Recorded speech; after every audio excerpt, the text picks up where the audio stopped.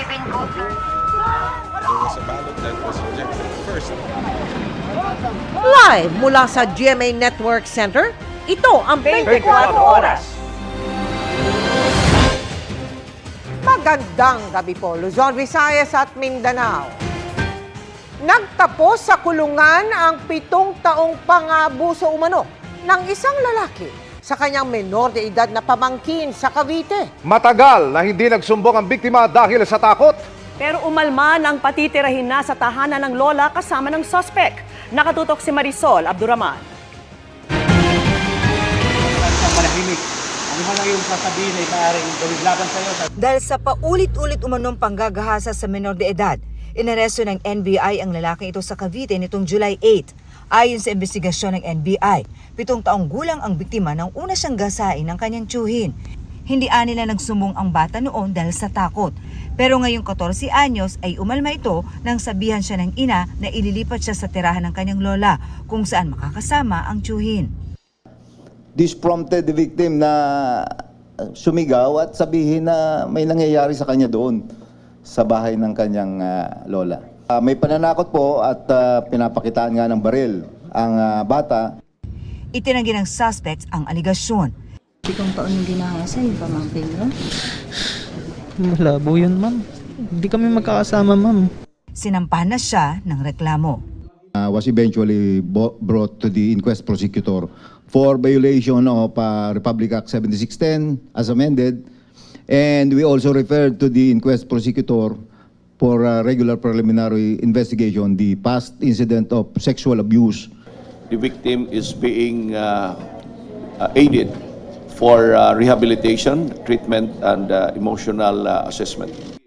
Para sa GMA Integrated News, Marisol Abduraman, nakatuto 24 Oras. Kailangang maghigpit muli ng sinturon ang mga customer ng Meralco dahil may dagdag singil sa kuryente ngayong buwan. Kung magkano, alamin po sa pagtutok ni Maki Pulido. Bumaba o tumaas man ang Meralco bill ni Josephine, hindi na niya makuhang matuwa o malungkot. Kahit anong anunsyo anya ng Meralco, pasakit pa rin naman sa budget ang Meralco bill. Suko na talaga. Surrender talaga kami. Wala naman talaga tayong choice kundi bayaran sila. 49 centavos per kilowatt hour ang dagdag singil ngayong Hulyo. Kung 200 kilowatt hour kada buwan ang konsumo mo, dagdag na 98 pesos yan sa bill. Mas tumataas habang tumataas din ang konsumo. Halimbawa, kung 500 kilowatt hour ang konsumo, dagdag na 244 pesos. Sabi ng Meralco, nagmahal ang benta ng mga plantang pinagkukunan nila ng kuryente.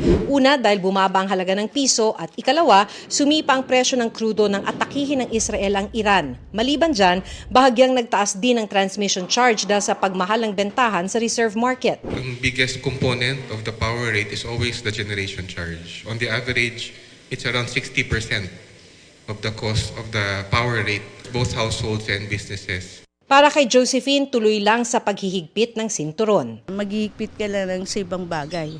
Sa pagkain, doon ka na lang magbabawas, or kaya pag wala talagang gumagamit, kailangan pati sa saksakan, tanggalin mo na para hindi kumukonsumo. Paglago naman ng negosyo, ang problema sa mataas na singil ng kuryente. Tulad sa salon na ito sa Quezon City na kahit mahal ang kuryente, hindi naman makapagtaas ang singil dahil baka umayaw ang mga suki. Imbis na karagdagang kita para sa shop, syempre nababawasan pa. Para sa GMA Integrated News, Maki Pulido, nakatutok 24 Oras. Natagpuan na ang mga labi ng TNVS driver na hinold dapat pinatay ng 3 nagpanggap na pasahero. Bagay na narinig sa audio ng dashcam. Eksklusibong nasaksihan ng GMA Integrated News ang mismong pagturo ng mga suspect sa lugar sa Nueva Ecija kung saan nila tinapon ang biktima. Nakatutok si John Consulta. Exclusive. Pagka papunta tayo dito po yun sa kaliwa. Opo, doon pa balikan. Eksklusibong nasaksihan ng GMA Integrated News ang sandali ng ituro ng 2 suspect ang lugar kung saan nila itinapon ang labi ng nawawalang TNVS driver na si Raymond Cabrera. Dito nga yun. Dito? Agad ininspeksyon ng NBI ang lugar na itinuturo hanggang sa Sige, saan? Ito nga. Yan pa? Ito nga. Andyan pa ba? Andyan pa ba? Andyan pa ba, bro? Ayun yung bato, sinasabi niya. Ito pa yung ano. Yan pa yung buto. Kasi ito yung buto. Ang isa sa mga suspect biglang napaluhod sa tapat ng labi ng kanilang pinatay. Bakit ganyan reaksyon mo? Gustong humingi ng tawad sa inyo kasi isa ako sa mga naging instrumento ng Diyos para mangyari. Sorry po. Matapos kordonan, kumilos ang forensic team ng NBI para ma-recover ang labi na itinago sa loob ng mga masukol na halaman sa gilid ng kalsada kung saan walang bahay at walang street light. Nagsuot muna tayo ng mask dahil medyo di na nga maganda yung amoy dito sa area at sa ating nakikita ngayon ongoing ang retrieval operations ng NBI at inuuna nilang kunin yung merong nakuhang car matting, may nakuhang damit at sa ngayon ay kukunin na yung pinakamismong katawan ng ating TNVS driver. Kasama ng sapatos, kaking pantalon at bakal sa binti, dinala ng NBI ang labi ni Cabrera sa Pasay City kung saan isasagawa ang autopsy para matukoy ang cause of death.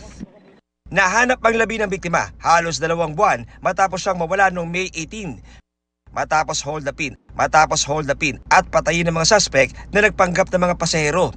Ang krimen narinig pa sa recording ng dashcam ng sasakyan ng biktima. Ano ba tinulog to?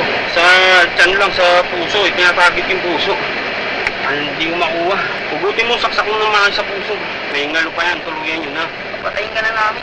Ang mga suspect na sumakay sa Unity Cabrera mula sa Parañaque City, bumiyahe pa sa Nueva Ecija upang doon itapon ang kanyang katawan. Sa aming panayam sa isa sa mga suspect, sinabi niyang gipit lang sila kaya hinold up si Cabrera. Pero lumaban daw ang TNVS driver. Nag-agawan sila sa kutsilyo na kanyang hawak na nauwi sa pagkakahiwa sa kanyang kamay. Ako po yung unang nasaksak ni Sir. So inagaw niya yung kutsilyo mo. Hindi namin na sana malakas skill. Naging respond ng katawan ko po yung gumante. Inamin din ng isang suspect na napag-usapan na gamitin ang sasakyan at TNVS app ng biktima para mang-hold up ng ibang pasahero. Yung sinabi po niya nung sa plan B po, Anong plan na babiyahin niya po yung ni Mr. Cabrera po. Tapos, gagawa po ulit ng sabi ko, nang gagawa na kunyari, yung ganun po, hold up yung para magkapera po. yung sir? Po. Yung Yung magiging sakay po. yung bagong pasahero? Opo. Mensahe ng 3 sa pamilya Cabrera. Hindi ko po inaasam. Mapapatawad niyo ako pero hindi po ako ng tawad sa inyo. Habang buhay.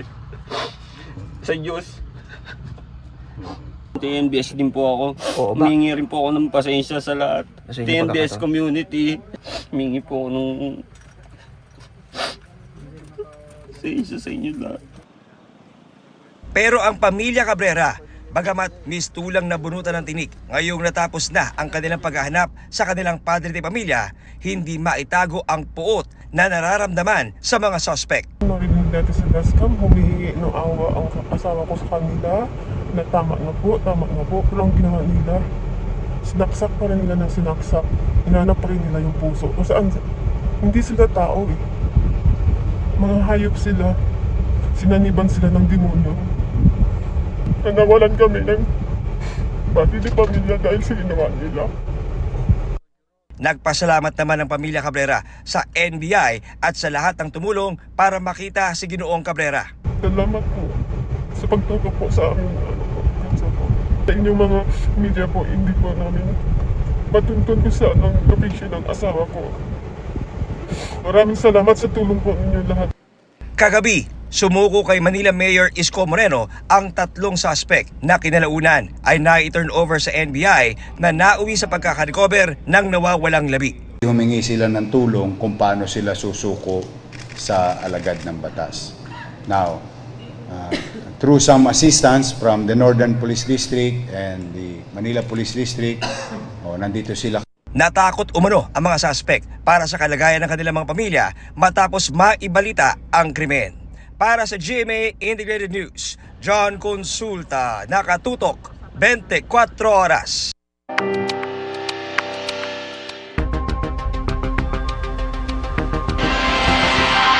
May bagong naiahon mula sa Taal Lake ang mga diver ng Philippine Coast Guard sa pagpapatuloy ng kanilang paghahanap ng mga nawawalang sabungero. Mula sa Batangas, nakatutok live si Rafi Tima. Rafi!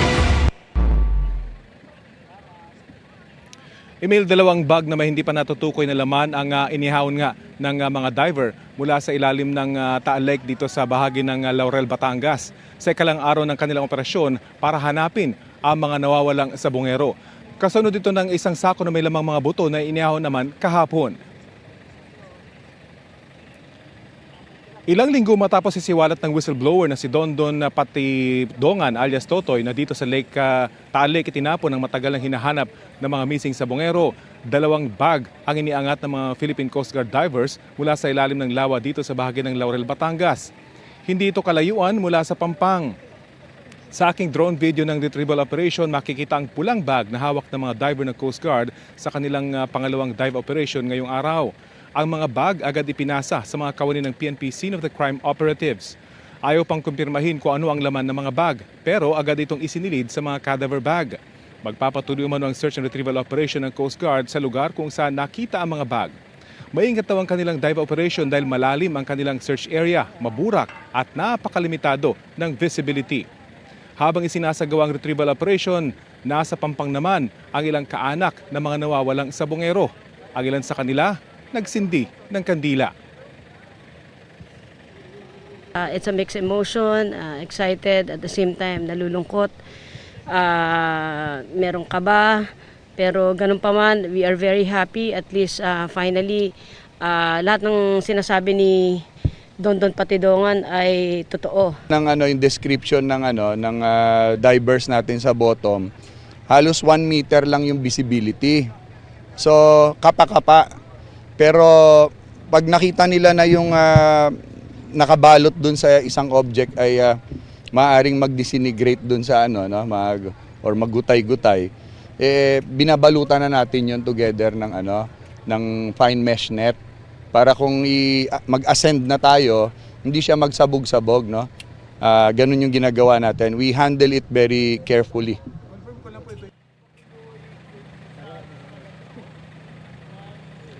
Emil, magpapatuloy daw itong kanilang search and retrieval operation, lalo pat marami pa nakakapa yung kanilang mga divers na mga suspicious objects dito sa ilalim ng Taal Lake. Itong lugar na itinuro kung saan posibleng itinapon yung labi ng mga nawawalang mga sabongero. Kailangan daw ma-retrieve ang mga ito para masuri ng mga eksperto kung ito ay mga buto o mga labi ng tao. Yan ang latest mula dito sa Laurel, Batangas. Emil?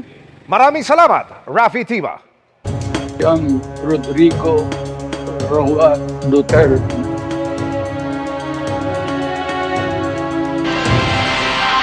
Naghain ng resolusyon ang isang senador para himukin ang gobyerno na hingin ang interim release ni dating Pangulong Rodrigo Duterte sa ICC. Ang tugon ng palasyo sa pagtutok ni Mark Salazar. Sa inihaing resolusyon ni Senador Alan Peter Cayetano, hinihimok ang gobyerno na hingin sa International Criminal Court na bigyan ng interim release si dating Pangulong Rodrigo Duterte. Maaari daw itong house arrest o iba pang arrangement sa loob ng Philippine Embassy sa The Hague. Ayon pa sa resolusyon, makagaganda sa kalusugan ng may edad na si Duterte kung may makakasalamuha siyang pamilya at kaibigan. Dagdag nito, dapat tratuhing inosente si Duterte hanggang hindi napapatunayang guilty. Reaksyon ng Malacanang dito? Kung may ganyan pong mga suggestion mula kay Senator Alan Cayetano, noted. Hindi na po makikialam ang Malacanang on this matter. Sa mabibigay ko lang po ngayon, noted. Thank you, ma'am. May inihain ng petisyon sa ICC ang mga abogado ng dating Pangulo para sa kanyang interim release. Hindi Senado ang magtatakda o magpropose ng ganitong conditions o kaya circumstances, kundi ang defense. Sa ngayon, walang personalidad ang Philippine government or even the Senate of the Philippines dun sa kaso ni Duterte sa ICC. Kaya ang tingin ko, maaaring mabaliwala ito maliban kung lalapit siya sa defense para ipanukala itong ganitong mga kondisyones. May bigat man legal o wala ang resolusyon ni Cayetano, kabado raw ang pamilya ng EJK victims tuwing napapag-usapan ng interim release. Alam naman natin na maraming supporter pa rin ang dating Pangulong Duterte at ang resolusyon nito ay magbibigay ng senyales na para bang wala siyang pananagutan doon sa mga naganap na mga pagpaslang. Kung pinagmamalasakitan nila ni Cayetano si Duterte, sana ganun din sa mga mahihirap na pamilyang biktima ng extrajudicial killings. Marami pong mga pamilya ng biktima, mga namin, mga nanay, mga lola, namatay na po sa pagkakasakit at sa kanilang pagpanaw, hindi nila nabanaagan yung hustisya. Kaya po yung ganitong resolusyon ay napaka-isang panig. Hinihingi pa namin ang tugon ni Senador Cayetano dito. Para sa GMA Integrated News, Mark Salazar, nakatutok 24 oras. Posibleng tumaas muli ang presyo ng ilang produktong petrolyo sa susunod na linggo. Humigit kumulang piso kada litro ang inaasahang dagdag presyo sa litro ng diesel at kerosene. Humigit kumulang 50 sentimo naman ang posibleng taas presyo sa gasolina. Ayon yan sa Oil Industry Management Bureau ng Energy Department base sa 4 na araw na trading. Kabilang sa mga posibleng nakaapekto sa presyo sa world market ang panibagong pag-atake ng grupong Houthi sa ilang barko sa Red Sea. Nasa kustodiya ng NBI ang kapatid ni Duterte Presidential Economic Advisor Michael Yang na si Jiang Zin Yang o kilala rin sa pangalang Tony Yang. Muling inaresto si Yang kaugnay sa inilabas na arrest warrant ng Cagayan de Oro Trial Court para sa mga reklamong falsification of public documents, perjury at violation on the use of aliases. Inaresto si Yang ng Pasay City Police habang nakapiit sa PAOK Temporary Custodial Facility sa Pasay City. Una siyang inaresto nitong Setyembre sa NAIA Terminal 3 kaugnay ng paglabag umano sa immigration laws. Sa karagdagang investigasyon, lumabas na sangkot si Yang sa paggamit ng mga kahinahinalang dokumento na kalintulad umano ng ilang ginawa ni dating Banban Mayor Alice Guo. Ayon sa PAOK, sakaling magpiyansa si Yang para sa mga kasong hinaharap sa korte, hindi pa rin siya makakalaya. Ililipat naman siya sa Bureau of Immigration kaugnay ng kanyang kaso sa immigration.